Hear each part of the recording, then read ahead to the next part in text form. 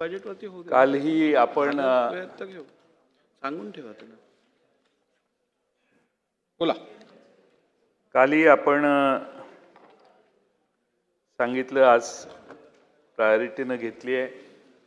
आम्हाला राज्याचे अर्थमंत्री म्हणून देवेंद्र फडणवीस आहेत. मुख्यमंत्री ते जरी असले तरी ते अर्थमंत्री आहेत. आणि विरोधी पक्षाची भाषणं होत असताना मी इथं तासनतास 3-3 दिवस बसलेलो आहे.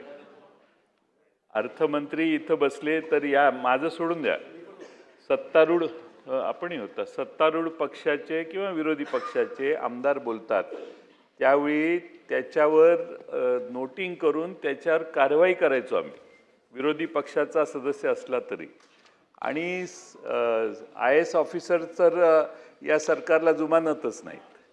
त्यामुळे सरकारचं नियंत्रणच ब्युरोक्रेसीवर राहिलेलं नाही, किंवा ब्युरोक्रेसी स्वतःला फार शहाणी समजते आणि मुख्यमंत्री ते सहन करतात.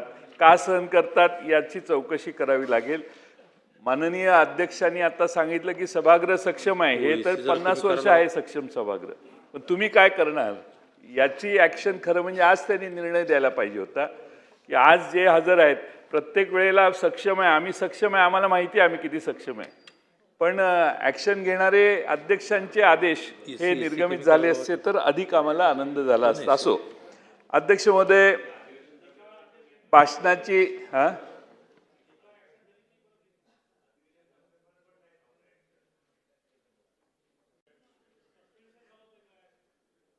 अध्यक्ष महोदय, भाषणाची सुरुवात महात्मा फुलेंचा गौरव करून माननीय मुख्यमंत्र्यांनी केली, फार चांगली बाब आहे. पण अध्यक्ष महोदय, एका बाजूने काही लोक स्वाभिमानाने सनातनी हिंदू म्हणून घेतात, पण सनातनी धर्मावर महात्मा फुले काय बोलले आहेत हे तुम्ही एकदा वाचायला पाहिजे असं मला वाटतं. मी त्या विषयात आज जात नाही, पण महात्मा फुलेंनी त्यांच्या अखंडात नमूद केले की आद्यापेक्षा जास्त खर्च जे करती ऋणकरी होती जीवा कांच. म्हणजे उत्पन्नापेक्षा जास्त जो खर्च करतो तो कर्जबाजारी होतो आणि त्यामुळे जीवाला त्याचा त्रास होतो.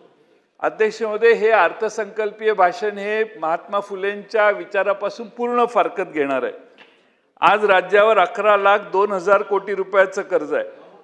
अध्यक्ष महोदय, कर्जावर शासन 70,000 कोटी रुपये व्याज देणार आहे.